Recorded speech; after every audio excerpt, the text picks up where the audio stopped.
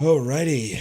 You are live. Here we are. I think we're live. I think we're alive. I think we're here. Hello, hello, hello, hello, hello. Let's resume that and see. Hello, welcome back. Welcome back to Brotherland Live. Michael here. Back on the Brotherland server. Another Sunday, another great, fantastic day.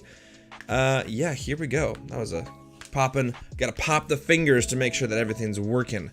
Making sure that everything's up to snuff. Okay, I need this. Yes, this is the perspective I need. Okay, let's see. I've got the box of stuff that we're gonna need. Yes. So let's do it. Let's get right into it. I did a little bit of prep work, so for those tuning in, there has been preparation work done. We're gonna just switch this real quick because there might be some gas or something. We'll see. We'll see what's going on. We'll see how we're doing. Oh, piggies. Hello, piggies. I have recently started playing Minecraft Dungeons, and I've got to say, this new update they added with the Nether and the portals and everything. Oh, it's great. It's fantastic.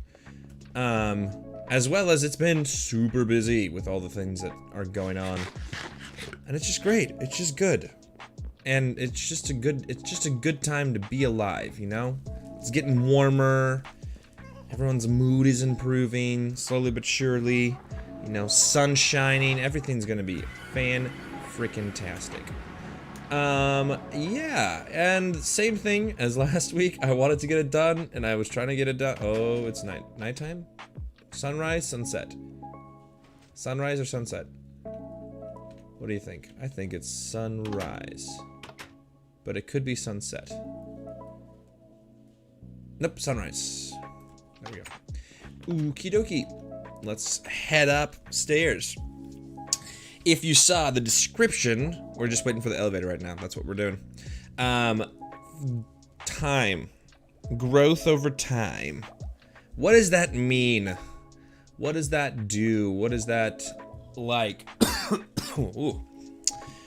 Well, growth over time is what we're talking about, and I was trying to be clever there for a little bit because the idea is that we're going to be growing the Nillium and the Crimson stuff. That's what we're gonna grow it, and so that's why growth over time. Did you get that? Is that funny? Is that good, or is that not? I don't know. Anyways, growth over time, right? It was a lot of these times for these live streams, I will like to pick up topics. We're gonna throw some food in here. Let's just do that. Because I'm not running low on food, but I'm doing that. A lot to prep for these live streams, I like to consider things. Ooh, you know what we'll do? Let's while I introduce this entire segment, let's make this happen. Okay. I need to throw this out of the way. Put this down. See, we got bone blocks and soul soil. We got a little bit of it covered, but there's, I think, 2 or 3 left that I want to finish of that, and then we're gonna make all of this look fantastic. Okay, I'm so lost. I get so lost when I do these things. I keep describing things and then it just goes out of my head. Okay, yes, we're gonna grab all of this, and we're gonna do another line.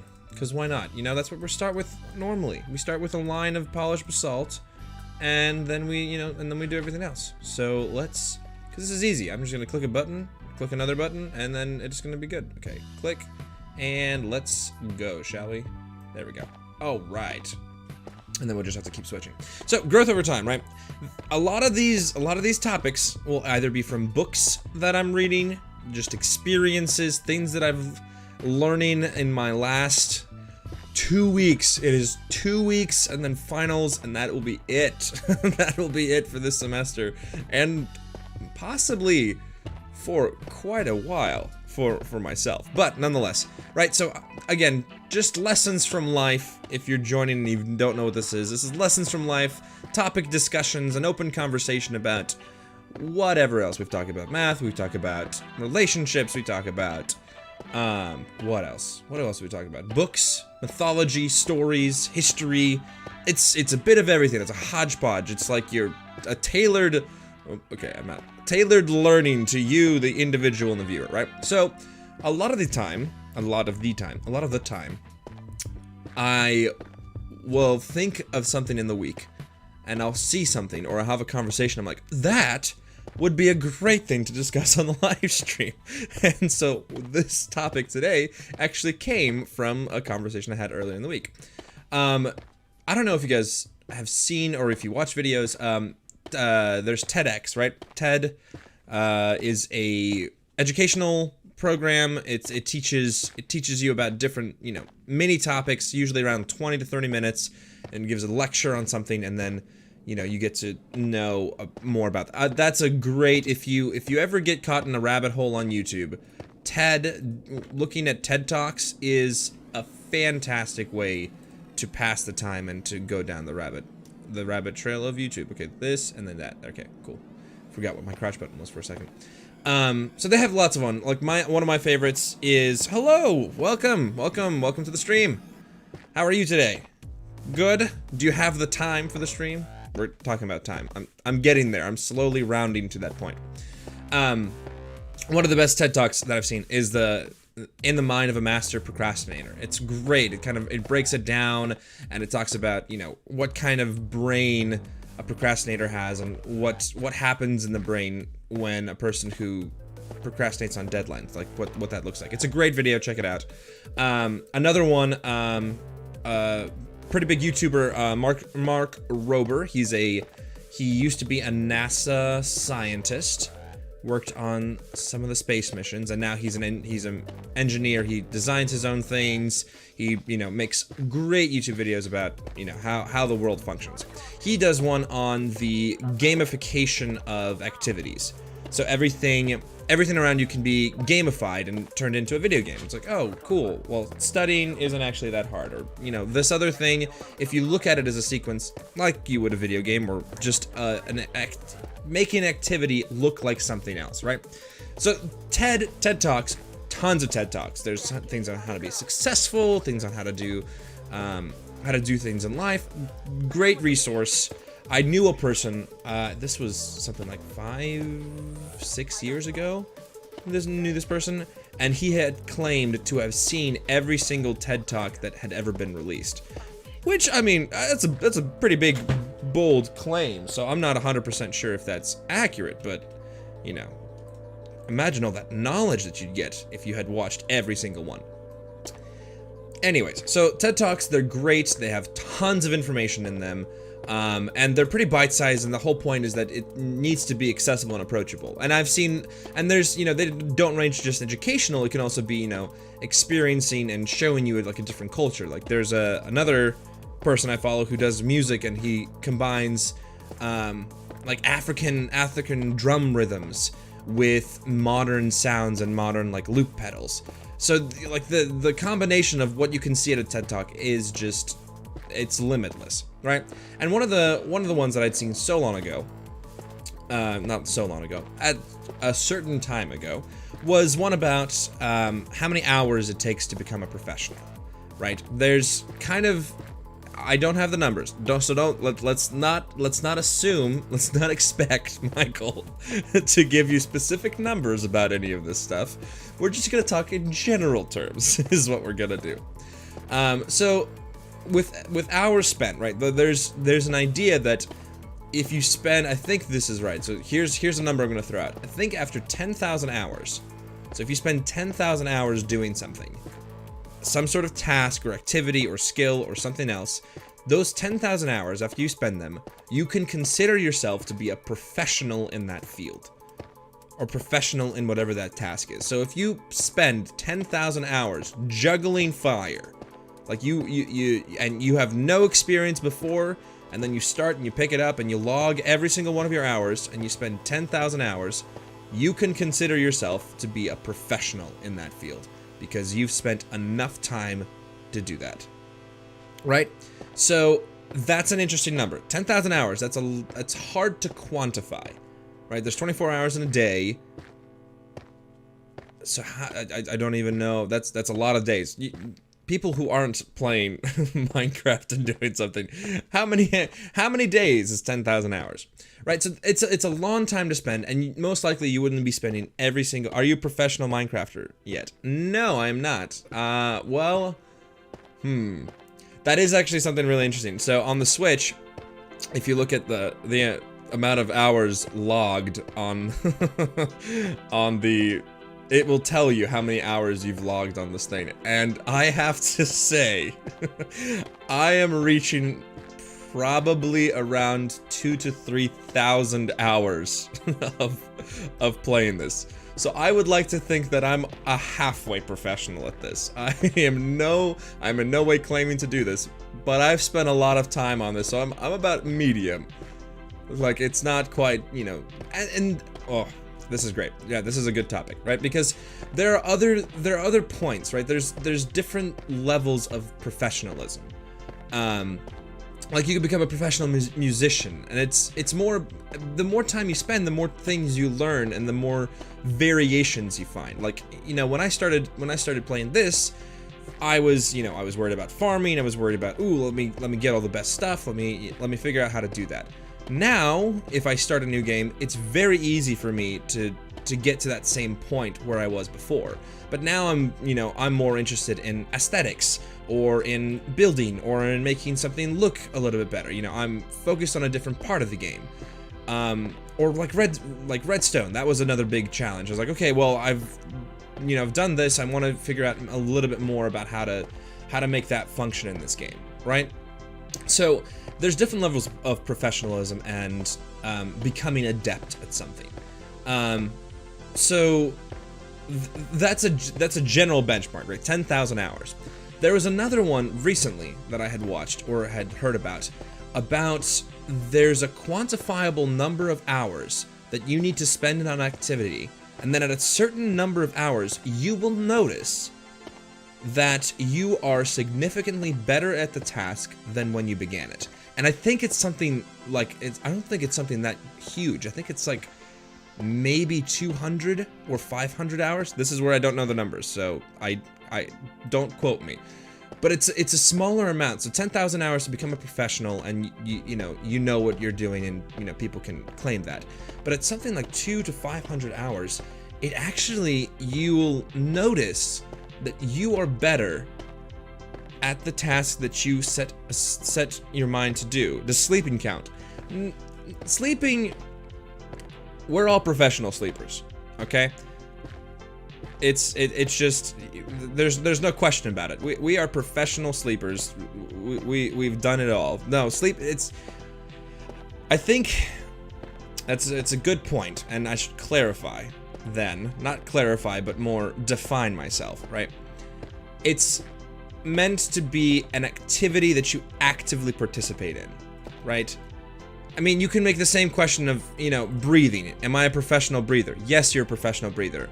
You're actually better than a professional breather because you don't even think about breathing. It's an automatic process. Your body has to do it, so it just does it yourself. If you think about breathing, that's different. Sleeping is also automatic. You don't actively choose to sleep. Maybe in the morning when you get when you're laying in bed and you're like, I have to get up, and then you're like, no, I'm gonna go back to sleep. That is intentional sleeping. So but that's a different. We're not saying that you're a professional sleeper at that point. You're a professional. Whoa, no, I should be close. I don't want to deal with the phantoms. Actually, I have something to remedy this situation. Haha, you thought I was gonna give up. Nope.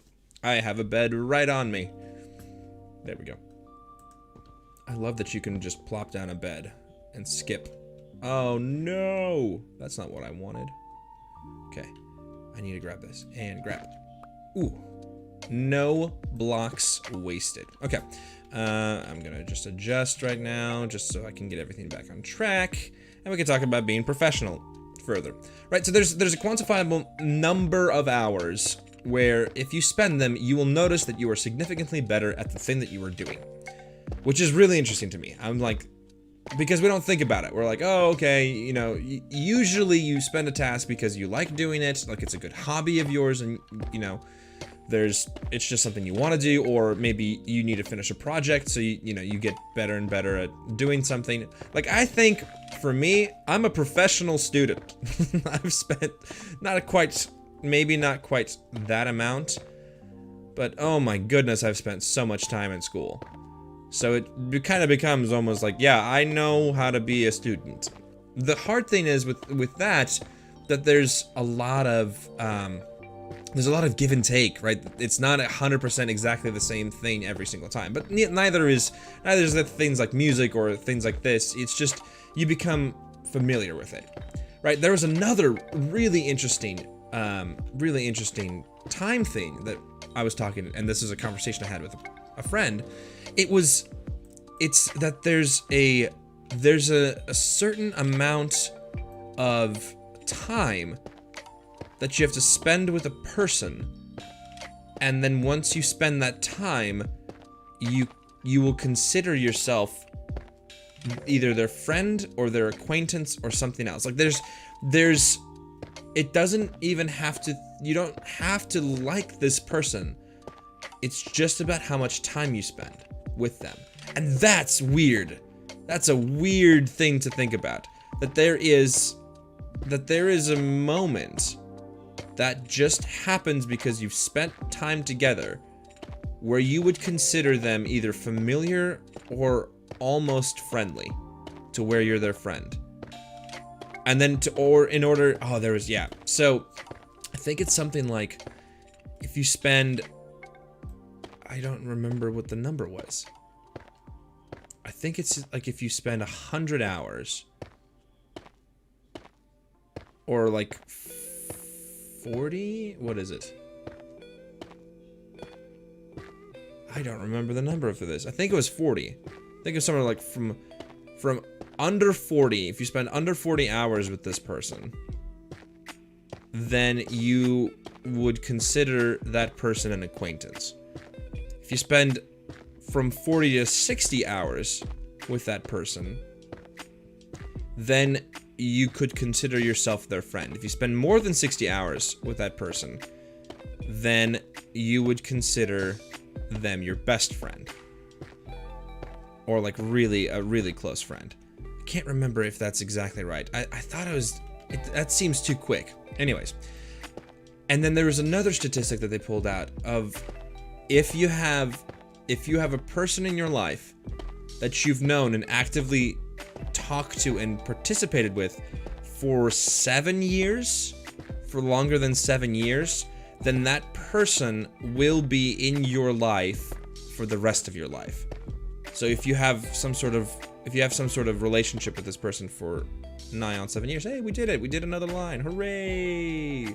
Now we go back and do the other things. So if you spend more than 7 years with a person, you should consider them an active part of your life, especially like a best friend, right? Family, I think, might be different. There's all my coworkers are my best friends.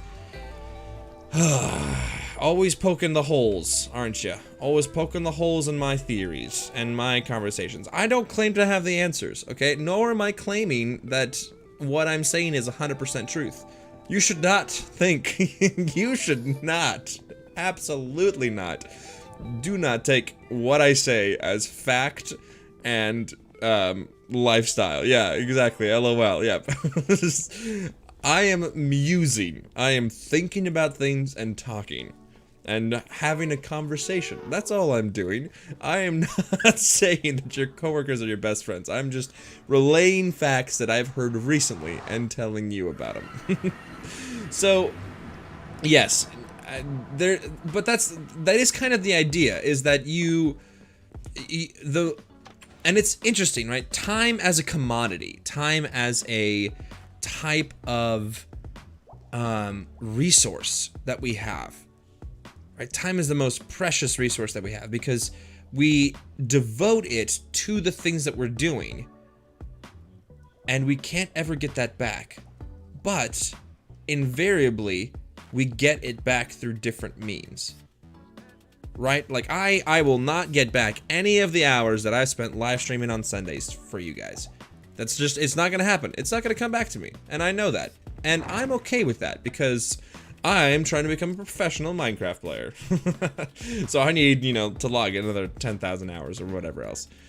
But it's one of those, it's kind of like, this is another, like, I'll compare it and, you know, stay with me. You know, my brain is weird. So, you know, just let it be what it is. In my brain, it's one of those other moments where my mind was absolutely blown. Did you know calories aren't actually a thing? I mean, they are a thing for sure, yes. There are such things as calories, but it's not how you think of it. Calories is a unit of heat. Calories is how much energy you need to expend to burn the food that you eat. So when you look at it, it's not like it has that many calories. It's telling you that you'll need to spend that many calories to burn off that, you know, that piece of food or that piece of pie or whatever else. Ha ha ha. Call back to a couple of weeks ago when we talked about how to bake pie, which was a number theory math book. No, yeah, calories are not actually, like, a thing doesn't have more calories. That's not how it works. A food that you eat is actually just, you know, all you know, proteins or, you know, grains or whatever else whatever it's composed of. You know, ice cream, sugars. Yeah, ice cream is one of the, you know, base building blocks of all foods. It's if everything's got a little bit of ice cream in it. No, calories are not something that's inherently in food. Calories are how much energy you will need to exert to burn the food that is in front of you or that you have just eaten.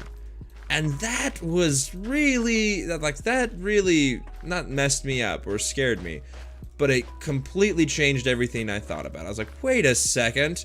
I thought there was some magical thing of, like, you know, calories equals fat. And so the more calories I eat, the more fat I have, because that's how much there is. Nope. Calories are just a unit of measurement to tell you how much energy you'll need to expend to burn whatever you just ate away. And the same thing with time, I think. Or at least time is the same way for me, right? That we think of it like, oh, it's gonna take about an hour, or oh, it's gonna take about 8 hours to get there. But at the same time, it's not at the same. You know, just ignore all the bad jokes about, oh, hey, time, and I said time, and we're talking about time, and time, right? We're just, it's a common word. There's no other thing. Like that's like writing an essay, and you're saying the performer performed the performance really performatively. Like, oh, did they now? I wouldn't expect the performer to perform the performance performatively. But that still makes sense in English, and English is a weird language. Especially American English. But this is just a funny thing to connect with you guys. I'm in a show, and I have a line where I have to say, he didn't just go through the red light, he ran right up on the sidewalk. And for whatever reason, I was thinking about something else, and my brain was focused on, like, a different activity because I decided to bring a pen on stage and I was filling out a form, so I was completely distracted. And I started saying, I was like, well, he completely missed the red light and he ran right up on the cross sidewalk. Because I was thinking crosswalk, because I've been kind of consuming a little bit more British media and just British things in general, and they call it a crosswalk. Well, that's okay. Don't quote me on that again. I think it's called a sidewalk. Or is it a crosswalk? I don't know. Anyways, I just completely said the wrong word, and I did not say sidewalk. That was just pretty funny. I just thought of you know, whatever. Okay, how much more do we have? Okay, we should be able to get this one done, and then we'll have to go grab a little bit more in the nether so we can finish that last square. And then we'll be done with this little segment over here. Oh, I lost my train of thought again, as I normally do. Crosswalk, time. Time being like calories. That's what I should change the video name to. Time is like calories. You burn it, and there's no such thing as collecting more time. speaking of time, another great piece of media to consume is the movie In Time with Justin Timberlake. If you haven't seen it, it's good. It's good. I was like, it's amazing. I was like, I don't know if I would say it's amazing. It's a very cool sci-fi concept where basically everyone's currency in the world is their time that they have left. So whenever, oh no, I don't like those guys, and they're not gonna despawn. I don't want to kill them. Did we go to the thing last time? No, I think I went by myself last time to the raid farm. Yeah, I think I did that by myself because I had the omen because they showed up last time too, and I didn't want to deal with them, so I killed them and then had to go over there and do that. Maybe the golems will kill them. Maybe if I lure them to the golems that are over here, the golems will take care of the issue. Anyways, time like calories, right? I would like to think maybe I actually won't need to go get any more. Maybe I'll have enough. That would be fun and exciting and streamline a bit of the process. Time being like calories. Time is not something that we can. It's not something we gain. We don't gain time. We don't sit there and like, oh, well, look at that. I just, gained an hour of my life, and we don't feel it, we don't lose it. It's not like, I was like, I can't remember where I put all my time. Although sometimes people can do that. People forget what they did half the time. These are bad time jokes. Just give me 1 second. Give me a minute of your time and I'll let you know what's going on. You have any time jokes? I mean, I've got, oh, that's not what I wanted. Now I don't know. See, now we've lost that. 1 hour at a time is all our clocks can do. You ever look at a watch and then you have to face the time? Because watches have faces. But I'm escaping. We should do bad time jokes because that's hilarious. Ah, no, don't hurt me. No, don't you dare blow up. There we go. Okay. I should be able to do this. I have 29. Is there enough? Is there enough? Or will we have to spend more time to do it? Anyways, calories like time, we don't get it. It's not quantifiable. All we can do is burn it. You can kind of gain time. This is very, are we gonna be exactly enough? Oh, 1 left over. Excellent. And now we're gonna do a little bit of a magic show. And all the bad guys will die. And they will all go away. You can't really gain time. You can only spend it. Except when people cancel plans on you. And then you can gain time. And it's amazing. There we go. Da-da-da-dum. And everyone else is going to go away. Yes? Please go away. Yay! All the enemies are gone. Okay, let's go see what this looks like. And then we'll do a little before and after. Do-do-do-do-do-do. There we go. We'll go all the way up here to the top.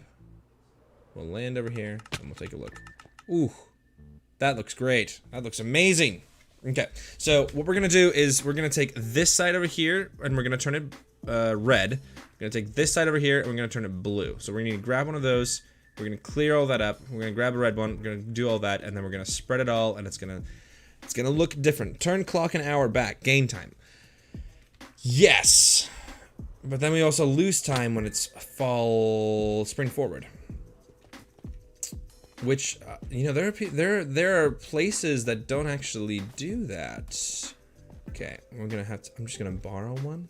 I'm just gonna borrow one real quick. Okay, I'm not gonna borrow that one. I'm gonna borrow this one. Okay, you know what? I should have grabbed the other one while I was at it.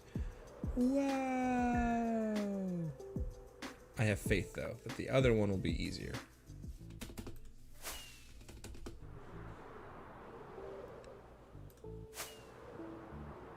There we go. And let's grab one of these. All right. Ugh. Okay.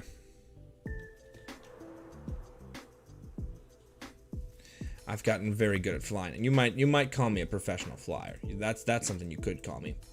Is a professional flyer.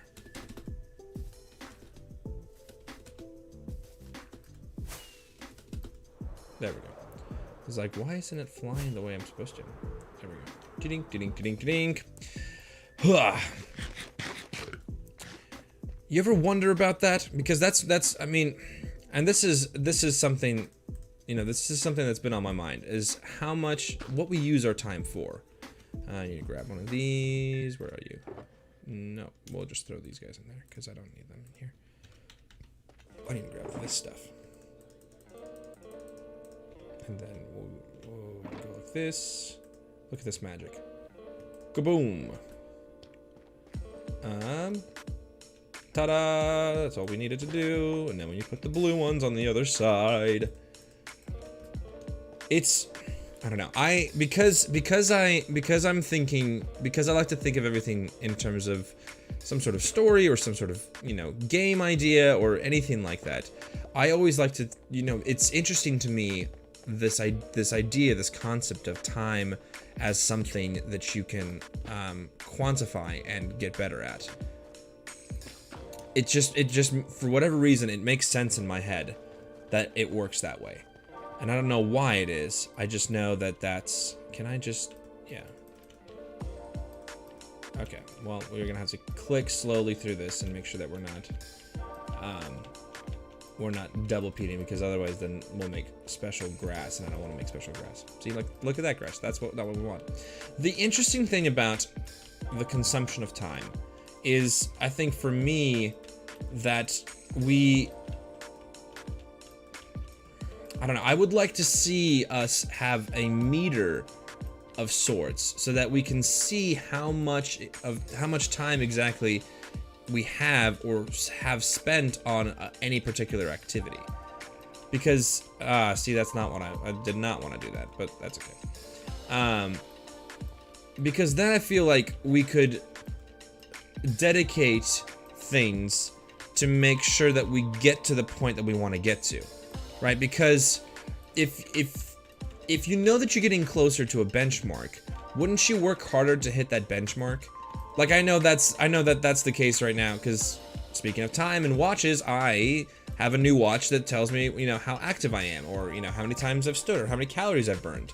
And whenever I get closer and closer to a deadline, not a deadline, but more of like a goal that I've almost reached, I'm like, oh, hey, I've almost burned the 700 calories that I want to burn today.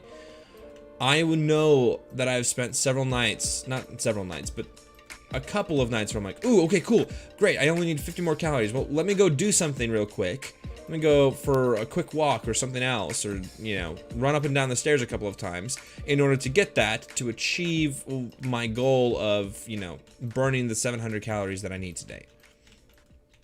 And I feel like that would be the same thing if we knew how much time we had invested into things.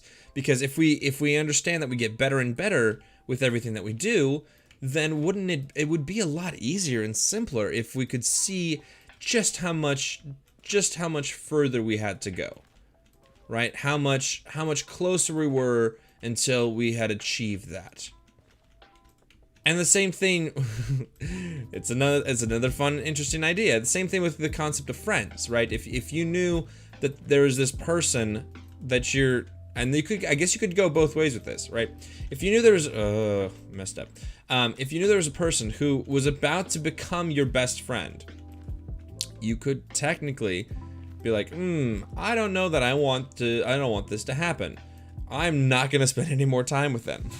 Because my counter's about to click over, and it's gonna be that. The other thing is, you know, nothing is so black and white in our world. You know, nothing works exactly by that type of system. There's nothing that says, okay, once you do this, you will absolutely guaranteed to go and do the second task, right? And I don't know, sometimes that can be frustrating, and sometimes that's reassuring. But a lot of the times, I think for myself, if things were a little bit more cut and dry and easier to understand, I would be a happy camper. A much happier camper. Because it'd be easy to understand. You'd be like, oh, okay, look at that. I'm in a place now where I know that if I spend, 5 more hours on that I'll be better at that. Like, that's one of the things that was told to me, becoming an actor and trying to learn to do that, is that it's hard because people told me, oh, Michael, you just need to spend more time with this. You've got good instincts, you just need to spend more time doing this, and once you have more experience, you'll get better, and then, it'll be amazing. Which is really hard to waiting for things to happen, right? Spending more time and doing that is very difficult. And that can be, and that's kind of just true in general, right? So I'm trying to think of the example, right?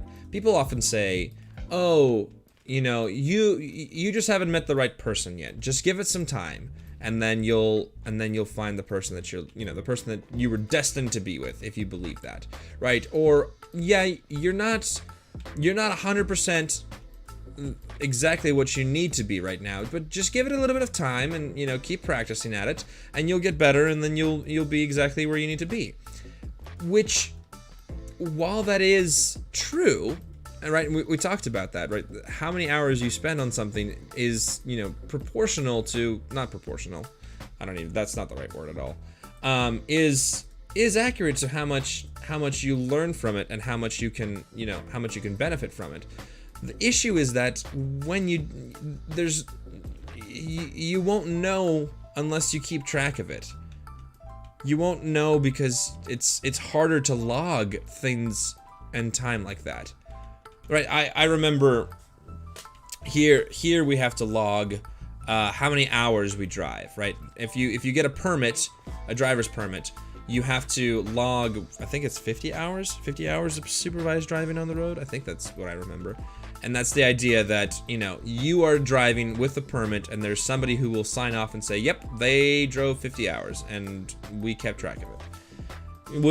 With me, with us, it was a little easier not to get away with it. I had definitely driven more than 50 hours, because it became a point of like, oh, hey, Michael can drive. Oh yeah, go ahead, drive us home.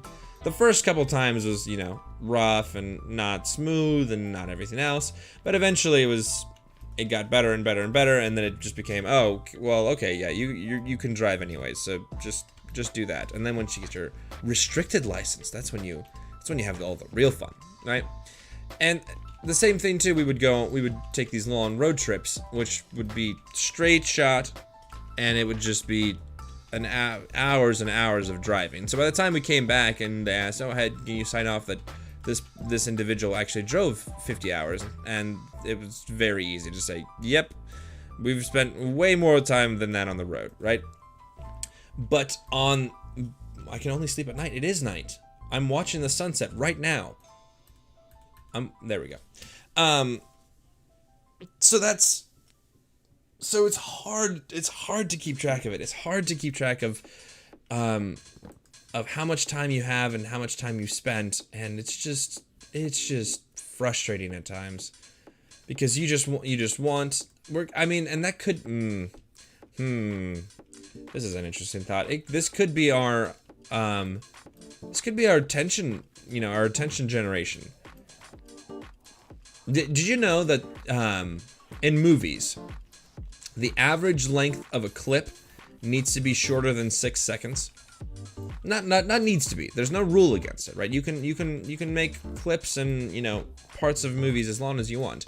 But the average attention span for one frame that they've discovered while they've been making movies is about 6 seconds. If you do longer than 6 seconds on one angle or one anything, the mind, for whatever reason, at least the current mind, gets bored, and we want to see a new frame. If you do anything faster than that, then we don't have time to register it. So around 6 seconds is the perfect length of time to show the frames of, you know, like an action film or anything else, which is really interesting because if you look at older movies, you'll see that the camera work and the frames, not the frames, the scene, right? I guess it is the shot. The shot needs to be less than 6 seconds. That older movies actually have much longer shots because the idea there was that you were working off of film, right? So you didn't want to constantly start and stop it. You want to do something like a continuous shot because that's going to get you the most, that's going to net you the most result for the most bang for your buck, basically, right? Because film was harder to produce and harder to make, so you needed to conserve it and you needed to practice, and then once you got the shot and you moved on. There wasn't this idea of, oh, well, it's all digital, it's just data storage, and now we can store any amount of data that we want to. Like, that's the other thing. I talked to somebody recently who has a USB drive that's got a terabyte of information on it, and they bought 2 of them. And I was like, that is a lot. This is important. I mean, this person is, you know, in charge of storing our videos and making sure that we have everything that we need. But I was like, that's a lot of information just at your fingertips. And, you know, our phones can handle information, and then you upload that to your computer, throw that on the hard drive, delete it from your computer, delete it from your phone, and now it's so easy to get footage and videos these days. There's no need to, you know, worry about how many shots you're doing or how long the shot is, because you can just pick up and, you know, film it again or film another thing. And so because of that, editing has now forced us to make, you know, no longer than 6 seconds without something changing. We need something to change, because otherwise you know, our minds will get bored. And that's interesting, right? And that's kind of, you know, that's where I not necessarily blame is the wrong word. I don't blame anything. But I think that's where we have problems. Like, I've noticed it too. It's interesting that some people, like, can't go 6 seconds without checking their phone or their watch or whatever else. There's a active, like, you have to be switching your stimulus, and you have to be spending your time doing that, which is not a bad thing. It's not a great thing. It's just a new understanding of our, you know, of the reality we have and the world that we live in. Just that, you know, there is, like think about that, right? How much time of the day, that's, you know, time. How much of your time do you spend looking at some sort of digital device, right? They've added that feature to, I think iPhones have it for sure. The screen time, like, it will report screen time for you and tell you how much time you're spending on the screen. And now too, well, it's harder now because we're in a pandemic, that everything has become virtual. So we are kind of, you know, looking at screens more often because we can't necessarily go outside and do other things like that. Which is the real conspiracy that we should be worried about. We shouldn't be worried about the vaccine and corona and everything else. We should be worried about how they're trying to enslave us to the screen, and that we will be robots, basically, and everything around us will change. It's an inside joke for me at the moment, because I was recently exposed to some conspiracy theories that people don't think the vaccine is real. Now, I will not tell professional or political opinions about this subject matter. You can do whatever you want to, and you should keep in mind that everyone around you want to keep them safe. That's as far as I'll go with that point. Although in the past I have definitely gone political and sociocultural. So we just spend a lot of time in front of the screens. I mean, even you, dear viewer, either you're listening to this and doing something different, or you are watching this and listening to this and doing all that stuff. So it's possible that we have that. Like, I like to, well, no, because I spend so much time in front of the screen that I had to get blue light glasses because my eyes started to hurt. because it's just, there's way too much time in front of the screen. Oh no, I don't like the rain because now it's gonna be snow everywhere, and I'm trying to show off that it's all, whatever. It's, you know, like there's another fun thing, right, about statistics. There's an interesting, you know, they'll start saying these statistics about like how many hours in our lifetime we will spend doing something, right? We will spend half our lives sleeping. We will spend, you know, X amount of hours waiting for something to happen, like a bus to arrive or other things like that. There's, you know, these statisticians. Let's put that in there and let's make another set of bone meal. There we go. It's a hard thing to understand. Time is a hard thing to understand.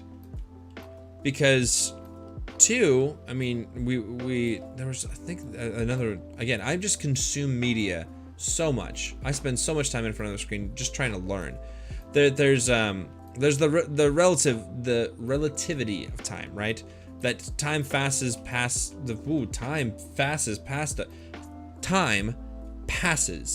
faster for things that are moving quicker.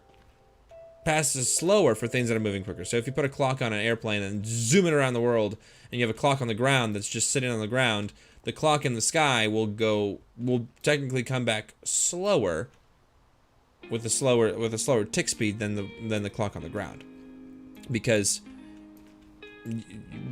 relative to time, you actually traveled so fast that it doesn't have the same effect on you as an object that is not in motion. So that's just, I don't know, that is something that is quite baffling. Quite baffling it is about time. The other interesting thing that I like about time is, I actually think we talked about this. I'd have to look back at this now, because I think we actually did have this discussion of time in a previous episode, because now I'm about to reference a video, and I think I remember referencing it before on one of these live streams. So maybe I'm crazy. Also, I mean, this is something that came into my head earlier, like looking back on the first live stream back in October, and looking at where, like, the last week's episode, and kind of comparing and contrasting, you know, the quality of it, the content, the what's going on, the comfortability level. It is different than it was even 6 months ago, because time has passed and this experience has been gained. And it's an interesting philosophical point, right? Of seeing something like, is it nighttime yet? No, it's not nighttime yet. Right, the idea of self, and if there is a self, and who are you through the passage of time, and who are you at your core? It's not 100% a lockdown answer. Is that, you know, and this is words of wisdom that I heard from somebody. You will always be who you are. Always. That is never going to change. Okay, is it nighttime yet? Can I go to sleep? You can only sleep at night. Why can't I sleep now? I don't understand. There we go. Okay, I was like, it seems like it's turning into nighttime.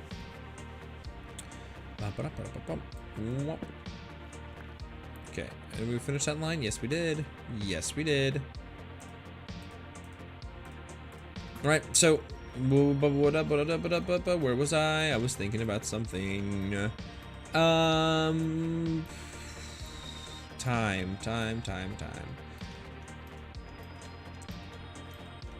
Oh, self and time. Yes, that's where I was at. I was like, I don't remember. Words of wisdom, that you will always, okay. This is something that baffled me. right? This is something that I never quite understood until I think probably recently. They say that you can, people never change, right? That is definitely a saying that I've heard a lot. People never change, and you can't change people, so don't try to change anybody. And that was really hard for me because, you know, growing up in the Christian faith, the whole idea is that, you know, you should be able to change people's minds and be able to say, hey, there's a reason for this. There's a reason for what's going on. Or even, I mean, and you can take it to a more arbitrary example. Like your friend is wanting to go get pizza and you're wanting to change their mind because you're really craving some buffalo wings. And so you're trying to change that person and say, hey, maybe pizza's great, but you know, if you're just gonna get chicken on your pizza, why not just eat the chicken? Because pizza's got all that bread and the extra cheese, and you're lactose intolerant, so you don't want to do that. You want to, come on, wings are such a better option. And then you're trying, in essence, to change them from what they are and what they're doing, so that way it can benefit you. And that can be difficult. That can be a hard thing, and that's where I never understood. I was like, wait a second. So how is this possible? How is this possible that if people never change, and yet we see that kind of all the time? We see people, you know, become better, or like that. If people never change, then that kind of provides a hopelessness to, like, someone with an addiction or a problem, or somebody who's, you know, trying to become better at something that they're doing. And if you tell them that people never change, that can be devastating. That can be really hard to you, the person who wants change. And I think I understand now more what that means. It's saying that you will always be you, and that is unchanging. What you say and what you do can change with your opinions, your thoughts. Oh, I got an itchy lip. All of these things can change in your life, but fundamentally who you are and what you do, it will never change. Even once you become, you know, a better person, or you get rid of your problems, the truth is that you will always remain constant inside yourself.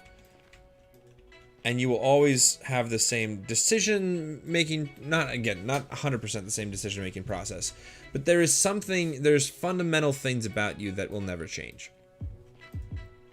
Now that is contrary to the belief, to other certain types of beliefs. And there's an idea that there's no such thing as self. There is no permanent part of you that you can claim for anything around you, right? Because it's a good, I'm not going to spoil anything. It's just a good argument. It's the idea of Theseus's ship is the original logical experiment / thought process. Is the idea that if there's a boat that slowly starts to fall apart, I grew something. There's a boat that slowly starts to fall apart, and it's not in good shape. It is falling apart, and so it's a slow decay. It's like five years of decay, and so it slowly starts to decay over 5 years. So they hit a rock, and then they have to replace a bit of the ground, or not the ground. I was looking at the ground. There we go. We need to go see what this looks like. See if that made a difference, or if it didn't. We'll figure it out. Okay. Ooh, yeah. I like that. Maybe we do. I don't know if I have enough for the next row of things, but it should be. I should be able to do it. Do you see what I'm trying to do now? Now that there's actually color and things involved, you see how? Okay, let's go down here. So you see how this here? Come on.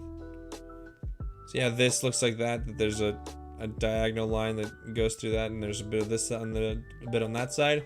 Same thing over here. We're just making it larger scaled so that it can be seen from a giant map, which I want to go grab and update this.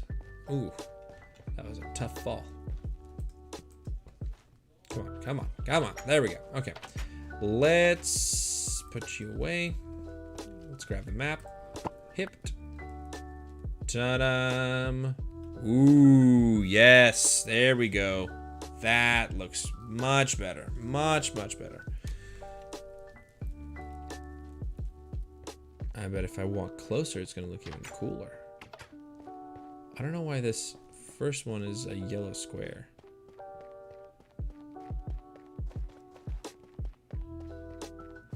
Yeah, I should have all of it out now.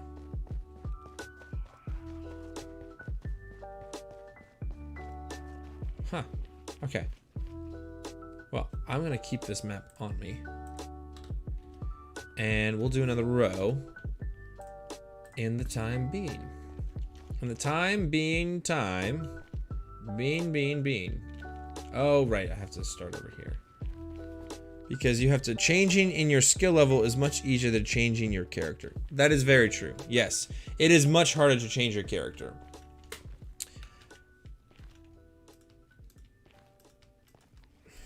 See, I don't know. See, now I'm having doubts about what I'm saying, because I'm just running my mouth and thinking about whatever and trying to make sense of it. When in actuality, there are things that can happen that can radically change who you are and radically change your perception and idea about what's okay and what's right in the world, and what, like, there's just things that can really affect people. And not transformative, because that's a neutral word, transformative. Like, it can really transform your life. Yeah, changing your skill level is easy. You can improve your skill, or the skill can decay with time, right? You won't necessarily get worse at riding a bike if you hadn't ridden a bike in, you know, X amount of years. But what would happen is that eventually, you know, if you hadn't picked it up, that skill would still be there, it would just decay. And same thing with the other way. You know, if you're learning something, you're learning an instrument, or you're learning how to do an activity, or whatever else it is easier to pick up that skill and to keep going with it, because it will keep growing you and keep, you know, making you better at whatever it is that you're trying to do. With changes of character, that can be harder, because there's no such thing. Well, not no such thing. It's much harder to do that and to make it work, and to. I think, and it's interesting that you brought up. It's interesting that you brought up character, because I would also argue that it's harder, much harder, to go from a bad character, right? A bad values, bad morals, or whatever else, right? What bad tendencies. It's harder to do that. Wow.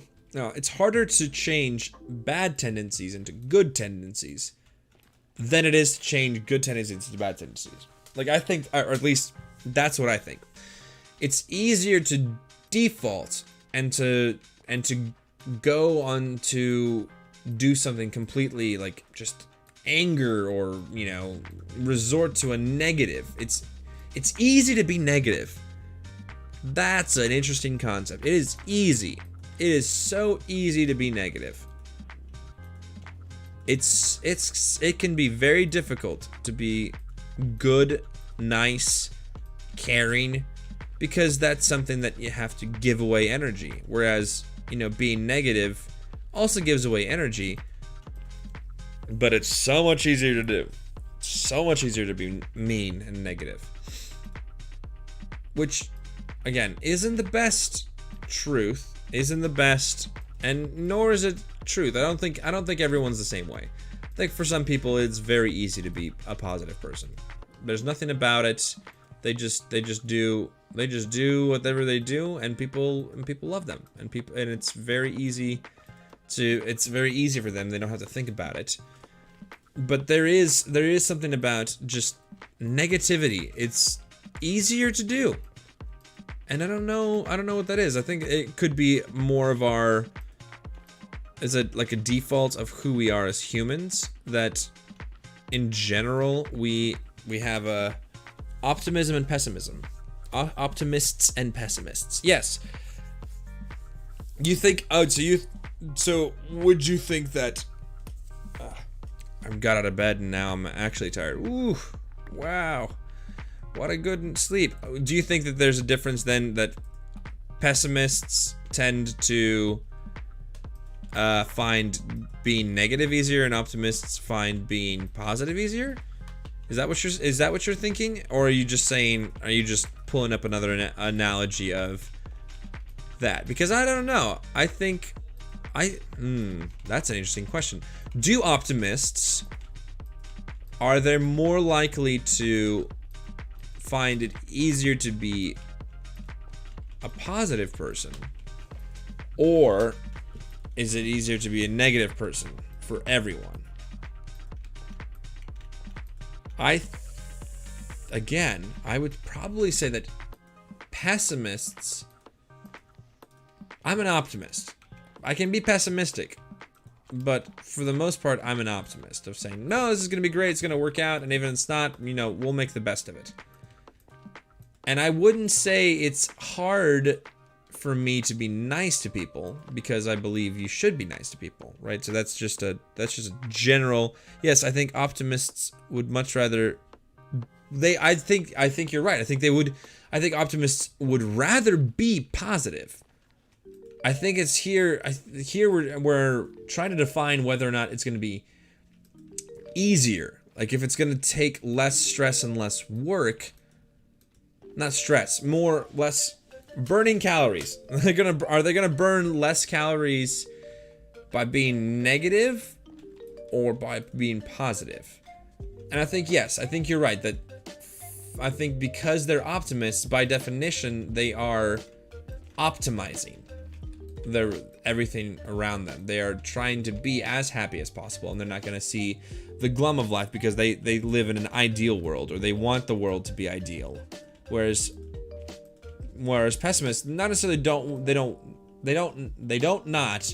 they want a realistic world, not necessarily an ideal world. And again, I'm not generalizing it, but that's, I mean, I am generalizing. I'm just not 100% saying that that's all pessimists. But that is, you know, but that's the difference, is that the optimists are trying to create a world that is ideal, or optimize the world to be amazing. And so I guess in that instance, yes, I think optimists do have an easier time. I think if you ask someone to be either positive or negative, I think if you don't fight against your nature, you're gonna find it's gonna be easier to do whatever aligns with that. So yes, I think you are correct in that, but I don't know that it would. I don't think it would correlate the other way. Like, I don't think just because you find it easier to be negative that you're a pessimist. You could be a very stilted optimist. I don't know. You disagree. Optimists are seeing good around them and focus on that. They don't create an ideal world. Optimists are seeing good around them and focus on that. But then would you not say that that is their version of an ideal world? They see the good around them.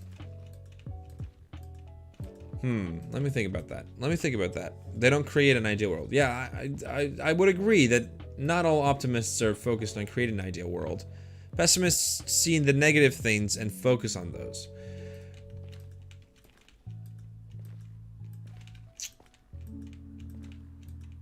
I mean, this stems from the whole glass half empty, glass half full kind of thing. Is that you're interpreting the same you're interpreting the same information that you're presented with in two very different ways. So one person's seeing it as half empty because it's half, you know, it's halfway to being out. Whereas the optimist is seeing, oh hey, it's halfway to being full. And a full glass is a good glass. I don't know. See, I guess there is no ideal state for the glass. There's nothing about the glass. It is just a glass and some water in there. If you were to say that it is ideal for it to be full, that wouldn't make sense, because then you couldn't use the glass. You could only drink. Yes, interpretation, not creation. Yes, I think, yeah, interpreting the world as being ideal and seeing the beauty of it, as opposed to trying to create an ideal world. I agree. And I think in terms of the glass analogy, I don't think a glass being full is ideal. I think a glass being full is not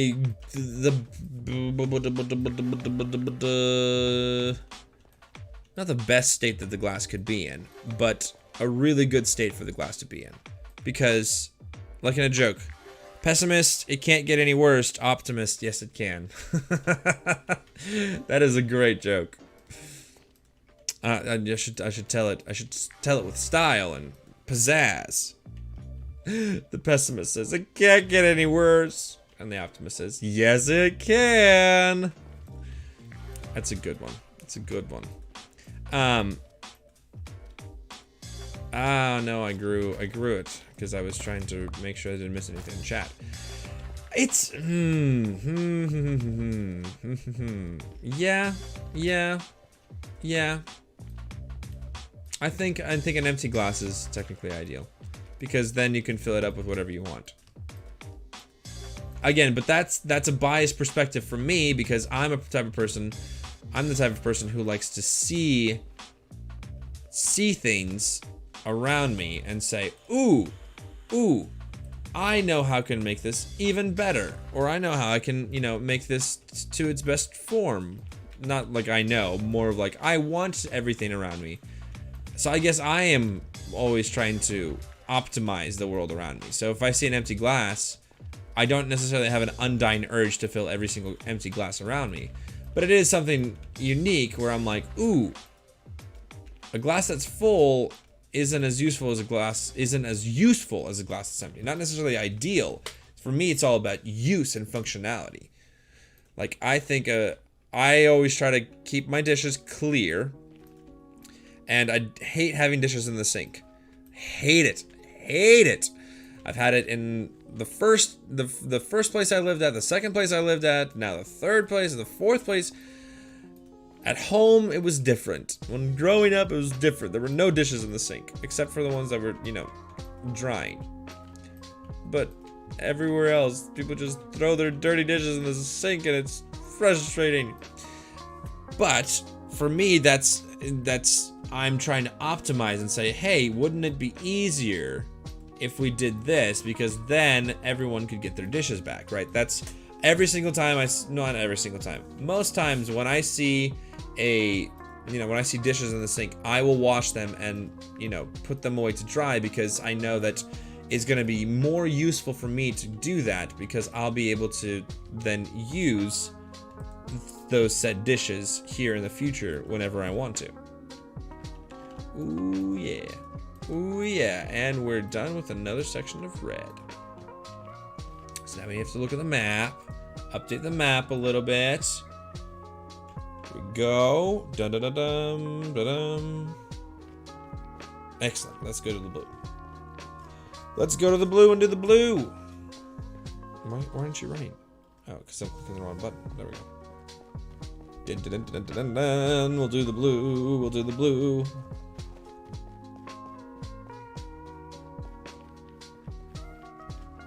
There we go. The map has been updated. That's not too bad. We're making some progress. We're making some excellent progress. Ugh. Stretch. Okay. Let's put the map away. Let's get the other bone meal out and do the next row. I'm gonna need so much bone meal to finish this entire project. And maybe, who knows, maybe we'll switch to something else while we podcast and talk about great philosophical questions. Because I don't know that I'm gonna be able to fill up this entire sky with all the blocks I want. But we will try to do our best to make this happen. By we I mean me, myself, and I. Because there's nobody helping me. Which is fine. Which is good. I'm an optimist. I don't need anybody's help. Now it's a cynic. But I don't know. That's my soapbox for today. If you had an unlimited supply of clean dishes and an unlimited space in the sink, would you still wash them to empty your sink? That's a good cosmic question. If I had an unlimited supply of clean dishes and an unlimited space in the sink, would you still wash them to empty your sink? Yes. Yes. But that's also because I find washing dishes slightly therapeutic. Not necessarily like 100% so, but that is something I definitely enjoy doing, is washing dishes. Just because it's nice to feel the water run on your hands and to clean stuff off and make it, return it back to a normal space. Yeah, no, I would, even if I had unlimited dishes and they were all clean and my sink would never clog up because everything, it's just a magic sink, I guess. I would still wash dishes. Absolutely. Because because I already said it's therapeutic. It's one of those people who, like, not hate, but strongly dislike / object to people who constantly, like, loop back in a circle and say exactly the same thing but in a slightly different way. That can be kind of, like, pull your hair out crazy from time to time. But that's okay. We made it. Whew. No, come on. We made it back to the thing. I don't know. I guess there is no technical point then to washing the dishes, since every single dish that you would need is there and available, and your sink would never clog up. That proves your point that people don't change. Yeah, exactly. People don't change. Even if the circumstances are exactly ideal, people just remain more of who they are. That's the same thing, right? I don't know. It's been interesting because I've been watching Falcon Winter Soldier, right, on Disney Plus, and it's the idea of the serum, right? The superhero, not Super Saiyan. That's an anime reference. Zombie died somewhere over here. I just picked up their gross remains. God, what was I saying? Oh, the super soldiers. That's what it is. Super soldier serum, right? Which is that's an interesting part of the Marvel universe. The serum that just amplifies more of what you are. Right? That it's like, if you're good, then you're gonna be an even gooder person. You're gonna be an even better person, right? If you're bad, then it's gonna make you even more evil. That's what happened, right, in the first Captain America. Steve was selfless and, wanted, to care for everybody else, and so when he took the serum, he, just became more of that. Whereas Red Skull, when he took the serum, he switched and changed because he was technically evil on the inside, and that just manifested to the outside of him being absolutely terrifying and evil. To no fault of his own. Oh, okay, I was like, what in the world? What's going on? Well, no, to every fault of his own. To every single fault of his own, because it just amplifies what's inside of you. And that's always an interesting one to me whenever I see that. I was like, how is this serum able to make a judgment call and make you more of what you are? Why am I so tired? Yeah. It's weird that the serum can make a judgment call like that and be like, ah, yes, you are a good person, so you're gonna be even more of a good person. I think that's to do, like, especially with this conversation, which is good, that, you know, people don't change. You are still more of what you are in general, and that will continue to be the case until the day you die. There we go, there we go, there we go, there we go. But what was I saying? There was a point to that, right? Of the idea that, you know, just because you get superpowers, or in this instance, a super sync, just because you get those things, does that mean that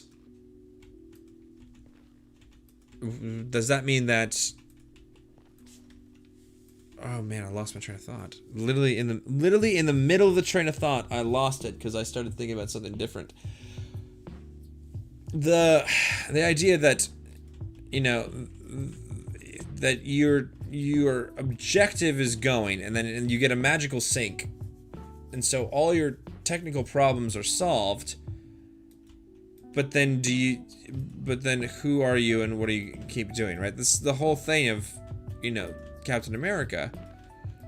The idea that he can now basically do anything he wants to. He can do anything he wants to. He's super powerful. He's super, you know, resilient, and he heals really well. But now the question is, you know, what is he gonna do with that power? It didn't affect his psyche, and I think that's more of what's happening in this specific movie, in this specific genre of the super soldier serum not necessarily amplifying more of who you are. I think it just gives you, it's like a placebo effect. It's basically saying, okay, I'm going to give you this super serum, and it's going to make you super strong and super fast, and you can make you heal well, you'll never get drunk, da-da-da-da-da-da-da. And so, and then I think you just tell them that it makes them more of who they are. And then being able to watch that, I think it's, yeah, being able to watch somebody with that, you'll see, oh, well, as long as they believe that, their behavior changes. We accept people's points of view pretty easily.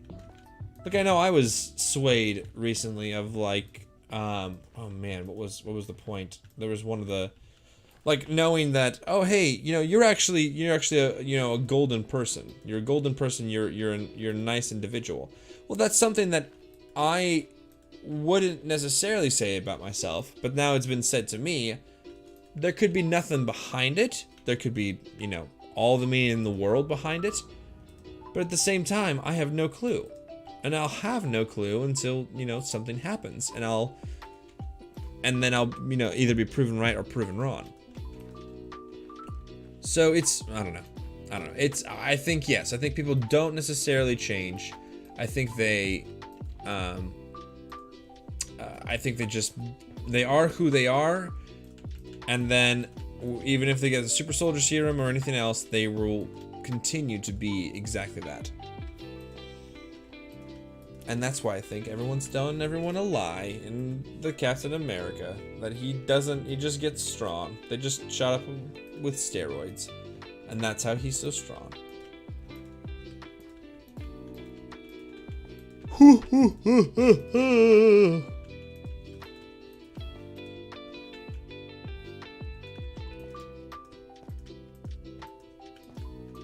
I think too it takes time to know who you are and know how or when you're going to change.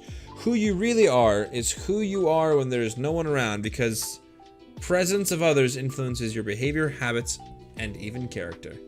I just grew a bunch of stuff.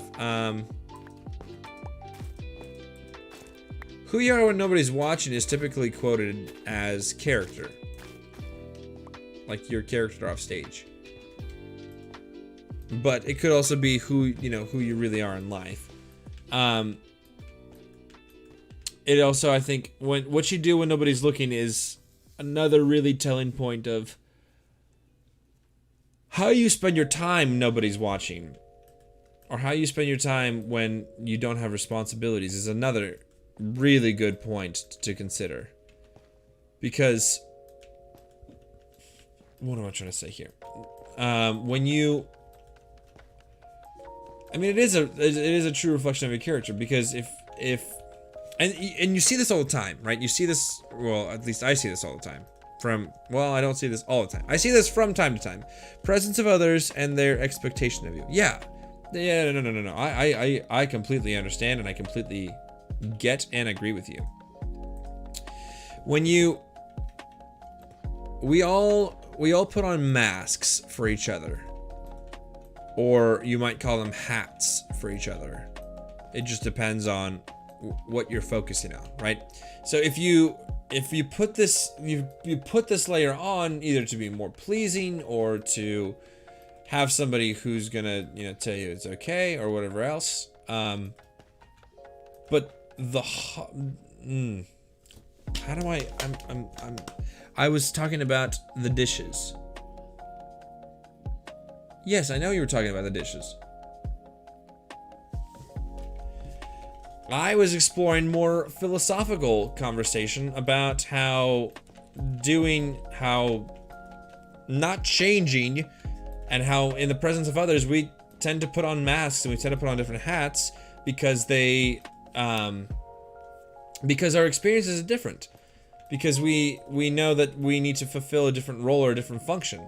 And that it's not necessarily bad. Like, there are some people who will literally change when they're around other people, who are like, oh wow, I'm with this person, I'm gossipy, but then with this person I'm completely normal. Well, you see it a lot in relationships, like early relationships, that when people start dating, they're 100% normal and with their friends and everything's fantastic. But then as soon as they get with their significant other, and they're together, they get into this, like, they can get into like a lovey-dovey mode, they can get into this like baby talk voice or whatever else it is. There's a constant adjustment that we are making, either actively or inactively, with the things that we do and the things that we participate in.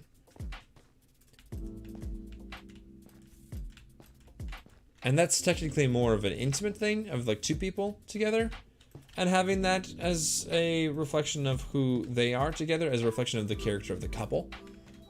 But the same can be said for something different, something like say my mother, for instance. She has to wear different hats for the different moments she's in. So she has to work as an employee, so she has to put on that hat and think, okay, I'm in employee mode. As opposed to, if I see her, then she has to put on her mother hat and say, okay, hey, I am your mother, and now, I've got other wisdom and other things to impart to you.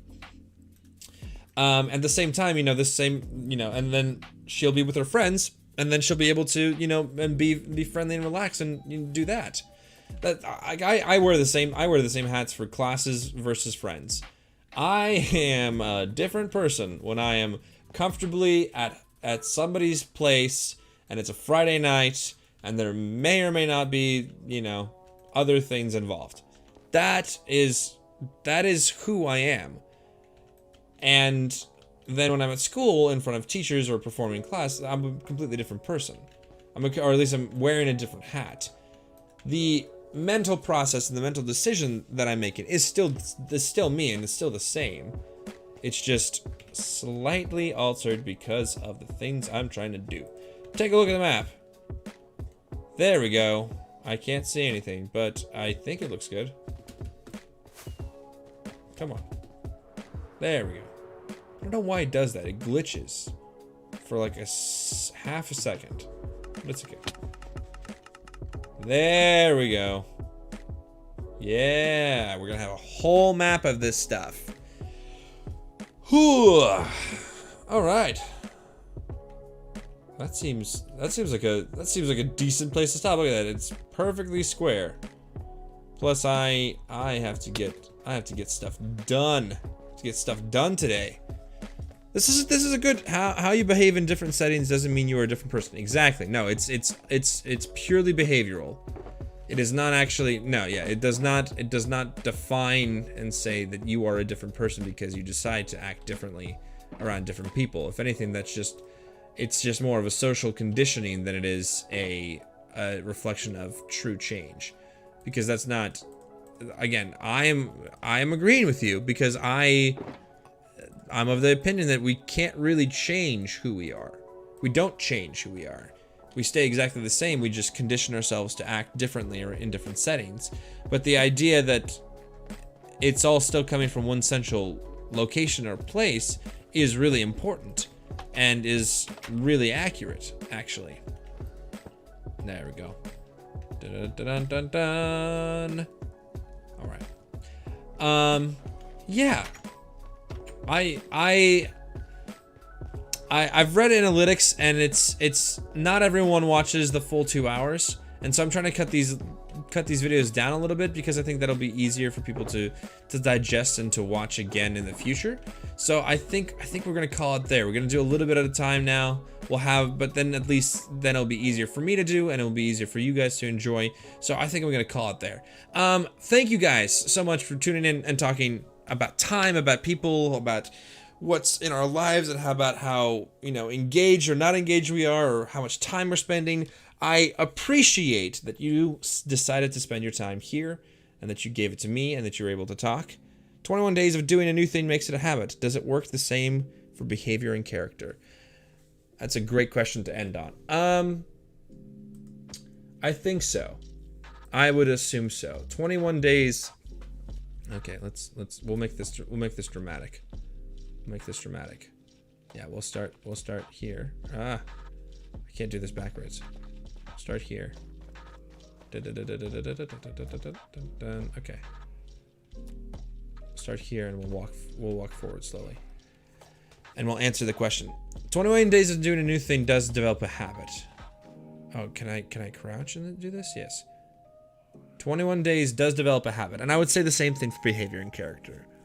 Is that it will take a little bit of time to develop a character and a new trait, but it should still be about the same. You'll notice that what you're doing is a reflection of who you are. Okay, now let me pause and rephrase that.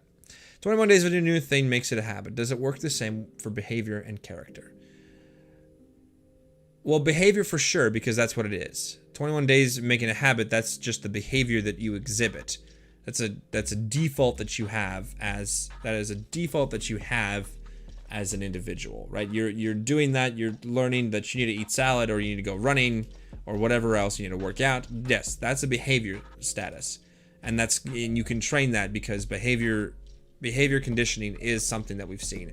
Character conditioning, I don't know if it's 21 days. I would say it's instances. It's based on instances. So if you are in a place where you keep consistently getting hurt or other things, it's gonna take you a bit of time, but eventually you're gonna realize that this is not what I want. This is not good.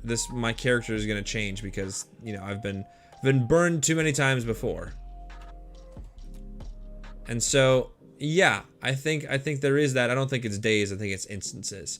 And so maybe 21 instances of something like that is where it happens. So as we zoom out and as we fly away, thank you. Thank you for joining. Thank you for listening and for engaging and asking questions. If you have any more questions, leave them in the comments and I'd be happy to answer. You have been fantastic. I really appreciate you. I'll catch you on the flip side. I'll see you when I see you, and I really like spending time with you. All right. Have a great rest of your Sunday.